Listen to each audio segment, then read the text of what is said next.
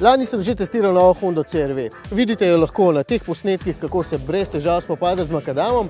Gledate pa dejansko najbolje opremljeno različico s 4-kolesnim pogonom in 2,2 litrskim turbodizlom v nosu. Super avtomobil. Takrat me je motilo le, da ima samodejni menjalnik samo 5 prestav in da povprečno avtomobil porabi 8 litrov na vsakih 100 prevoženih kilometrov. Sedaj je tu alternativa, ki porabi okrog 2 litra manj in ima pogon speljan samo k sprednjima kolesoma. Z opremo Elegance pa je takšen avtomobil cenejši za kar 13 000 evrov. A ja, in motor je drug, seveda, malce šibkejši. Tega CR-V-ja poganja novi 1,6 litrski turbodizelski motor, ki sem ga v Civicu že pohvalil in dodal, da je najbrž trenutno eden najboljših 4-valjnih dizlov na trgu. Tudi v tem avtomobilu je prepričljiv, čeprav malo manj, ker je CR-V pač večji in težji. Moči je vseeno dovolj, da ne boste imeli občutka podhranjenosti. Računajte na okrog 6 litrov porabe, kar je še vedno zelo malo, predvsem pa še enkrat poudarjam, da motor res lepo in zvezno vleče. Če mi je šel prejšnjič v nos samodejni menjalnik samo 5 stopnjami, mi je ta ročni 6 mnogo bolj všeč, ker so hodi tudi zelo natančni.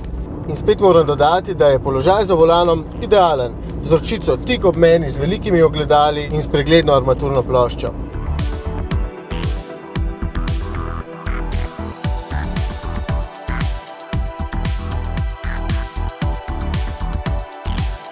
Je pa CR-V s tem motorjem, ki je na voljo samo v kombinaciji s prednjim pogonom, od tistega lažji kar za 116 kg, kar je dobro in slabo.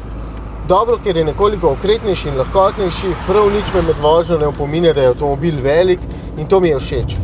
Slabo pa, ker se mi zdi, da niso prav nič naredili pri nastavitvah blažilnikov, ker nekatere grbine manj elegantno požre. Se mi zdi, da so sedaj, ko so manj obremenjeni z maso vozila, pretrdi in se včasih ne posedajo dovolj. Ni neudoben avtomobil, ampak se razlika vseeno pozna. Vprašati se morate dvoje. Najprej, če je oprema Elegance dovolj. Zame dejansko je, ker ne pogrešam dosti stvari. Mogoče boljše sedeže, kakršne je imel Executive in Big Senovska žarometa. To je pa to, ampak bi lahko živel tudi brez omenjenega. Predvsem pa se vprašate, če potrebujete 4-kolesni pogon.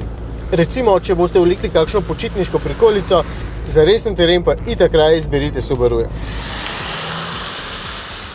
No in če 4-kolesnega pogona ne potrebujete, potem je tole idealni CR-V. Dobro opremljen, dovolj poceni, prostoren in fin zapeljati. In dejansko s temi dodatki, s temi spoilerji in pragovi meni še bolje izgleda kot prejšnji. Oziroma manj slabo.